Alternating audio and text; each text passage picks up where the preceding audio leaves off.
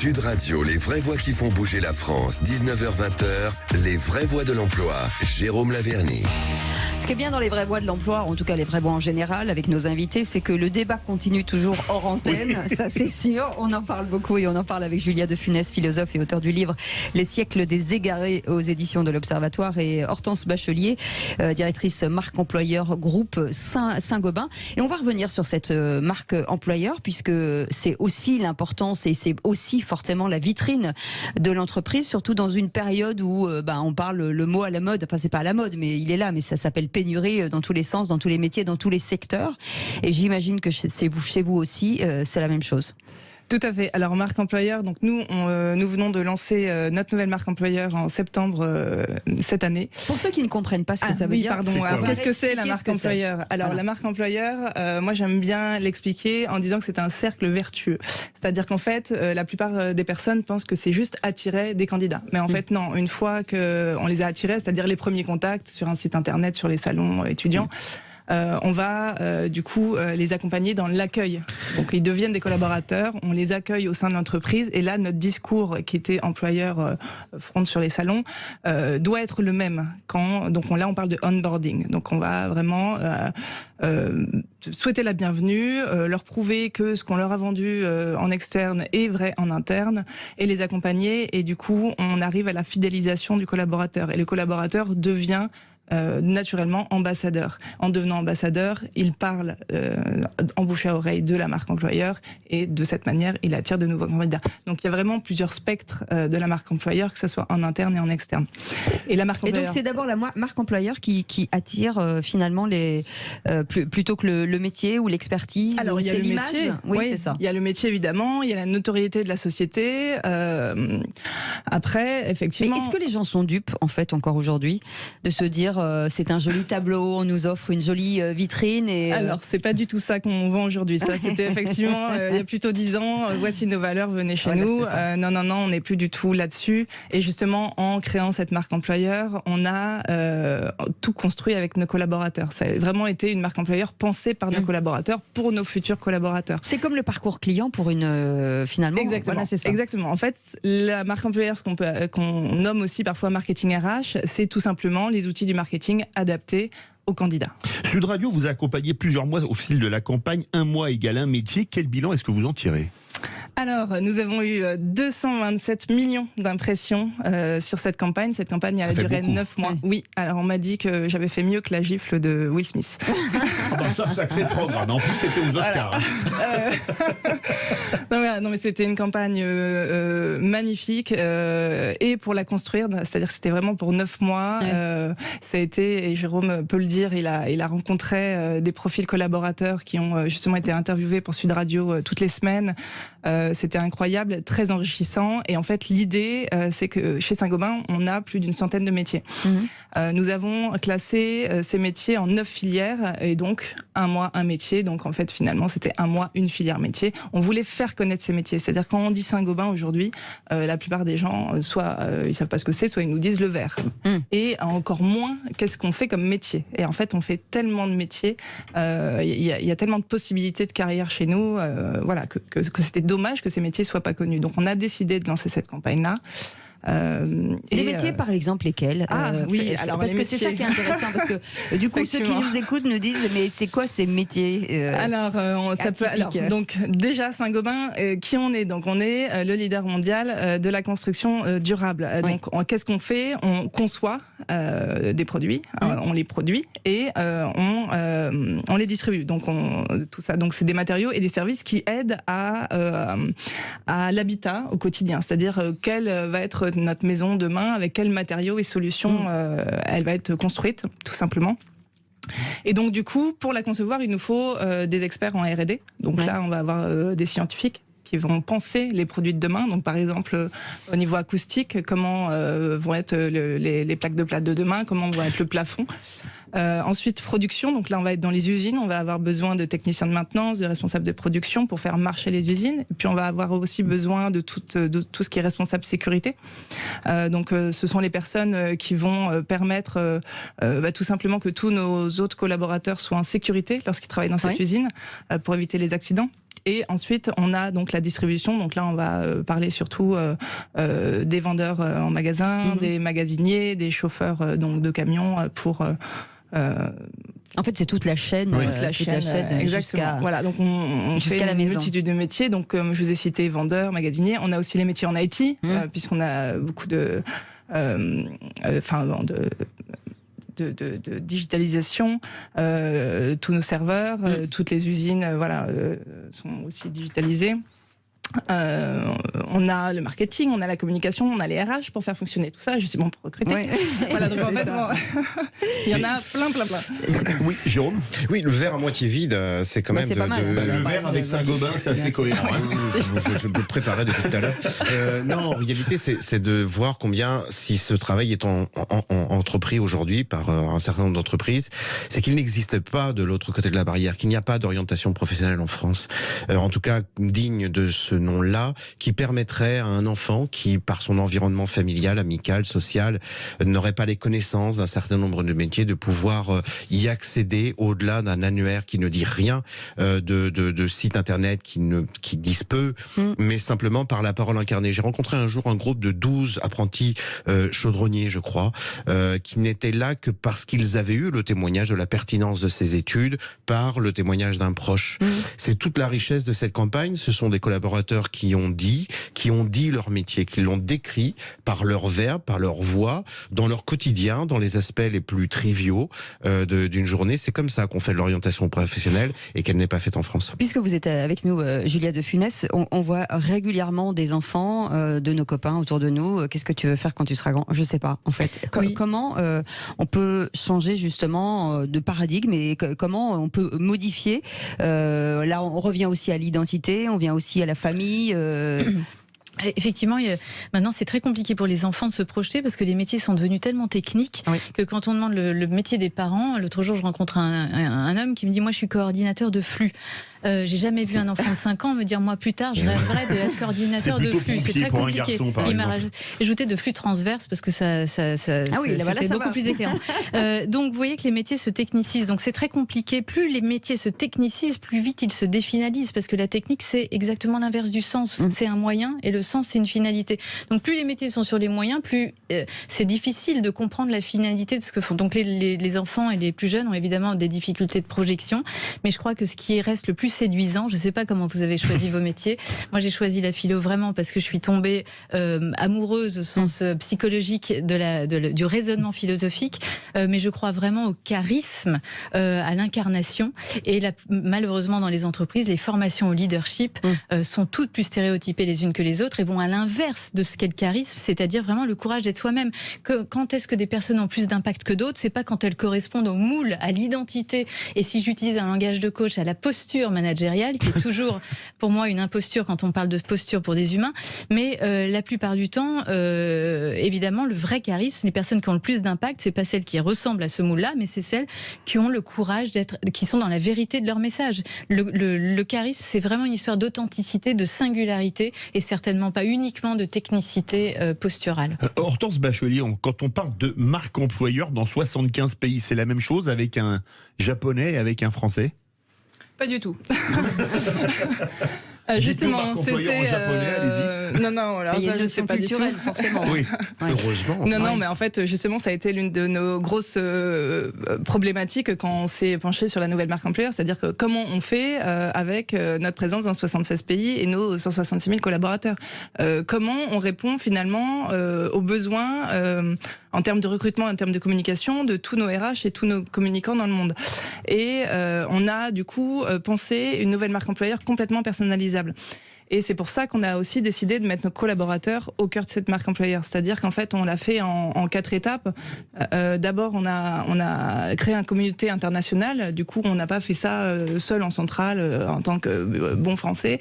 On a vraiment réuni CDRH, CDIRCOM de chaque zone pays où on était implanté pour monter cette marque employeur et pour penser avec eux et trouver des solutions. Il y a des troncs communs. Et il y a évidemment des troncs communs, mais donc la campagne marque employeur finale, ce que graphiquement on voit à la fin en tant qu'affiche, est complètement personnalisable. Donc c'est-à-dire avec les photos des collaborateurs qui sont au centre de notre campagne, les messages aussi clés, donc c'est-à-dire justement parler de quête de sens. Donc sur nos affiches, on met la quête de sens RH, donc c'est-à-dire qu'on essaye d'attirer les futurs candidats en leur disant, bah voilà, en rentrant chez Saint-Gobain, vous pourrez par exemple évoluer, vous pourrez avoir des formations.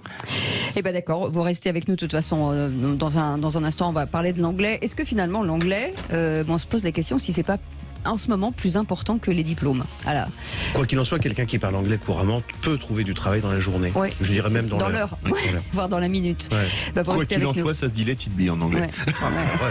C'est ça, oui. Christelle Barrel sera avec nous de Camas Formation. Restez avec nous. C'est les vraies voix jusqu'à 20h. À tout de suite.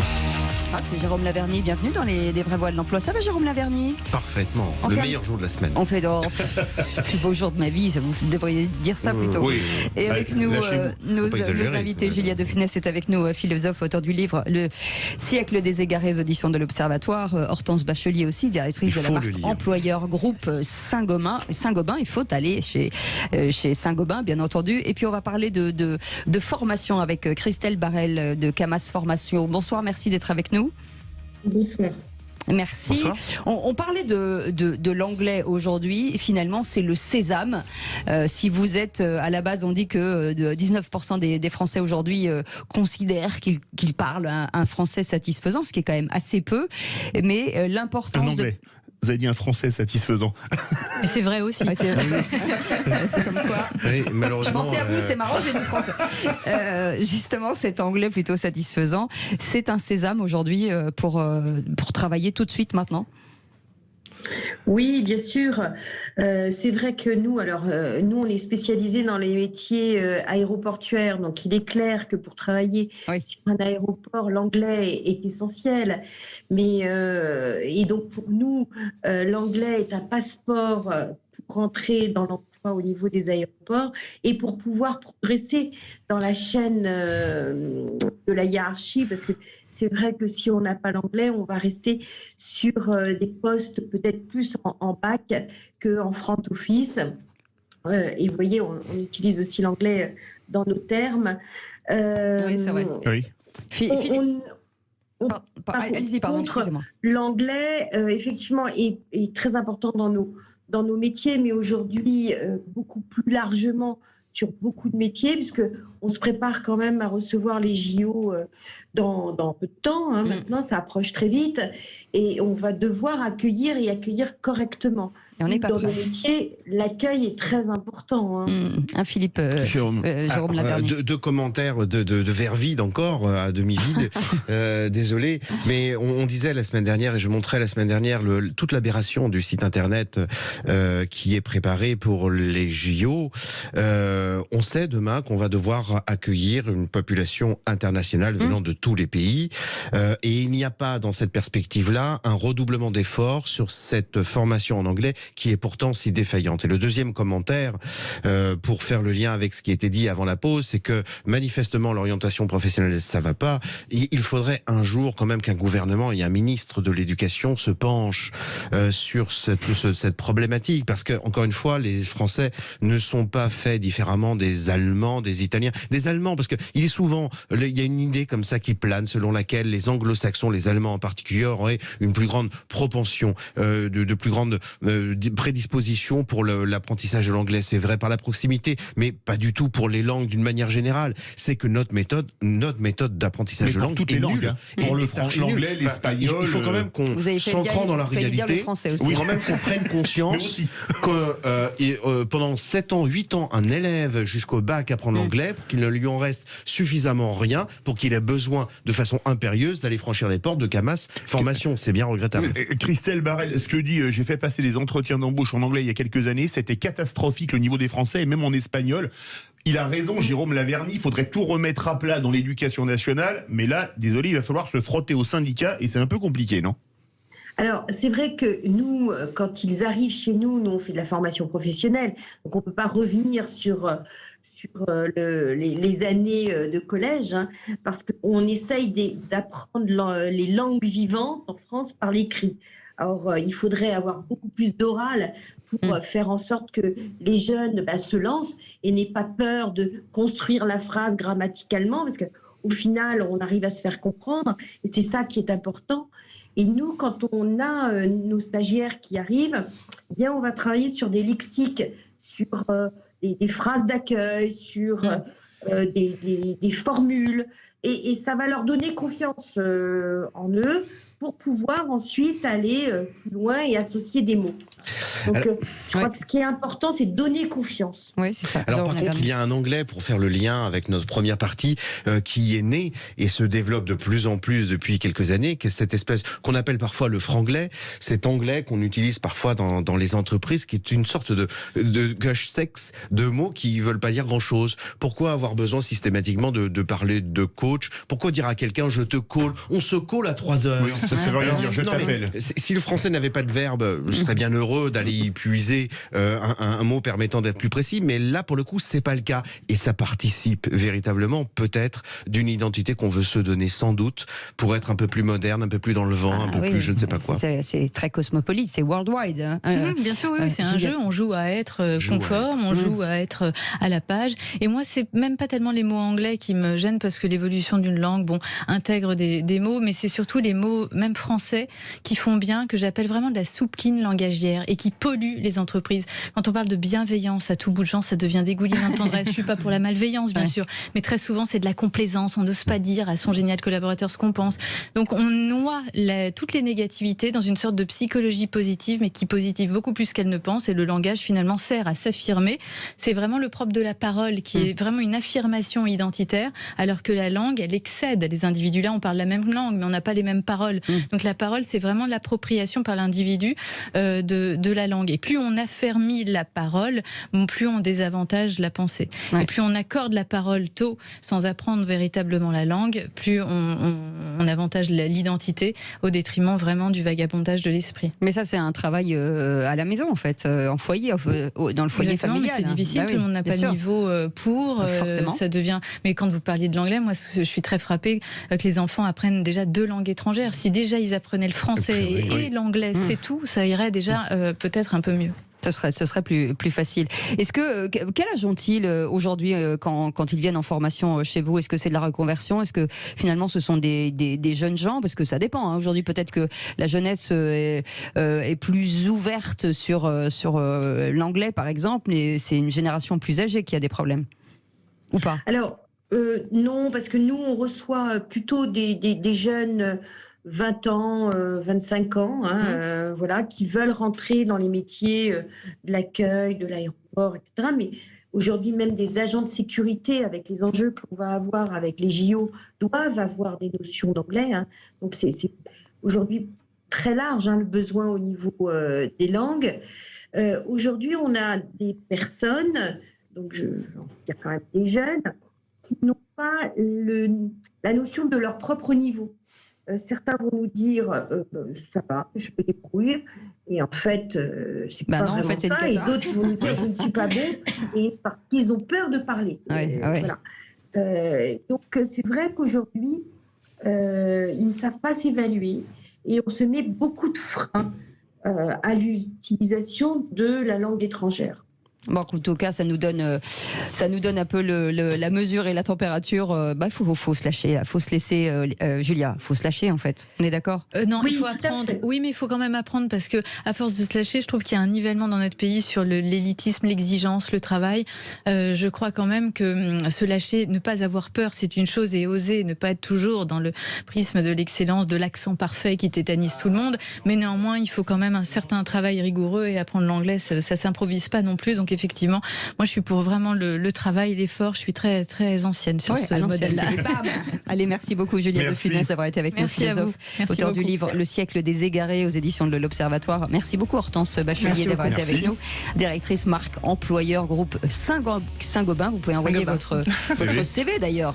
Il y a encore des postes. Tout à fait. Nous avons notre site de recrutement sur Join Us. Et ben voilà. Et merci beaucoup Christelle Barrel de Camas Formation. Et merci beaucoup Jérôme Laverny pour ces ces jolies rencontres encore une fois. Et on vous retrouve mardi prochain pour l'emploi. En attendant, nous, on se retrouve demain à 17h. Non, parce que demain, vous serez avec Jean-Marie Bordry, puisque je remplace notre ami André Berkoff. Ah, quelle bonne nouvelle, on sera pas ensemble.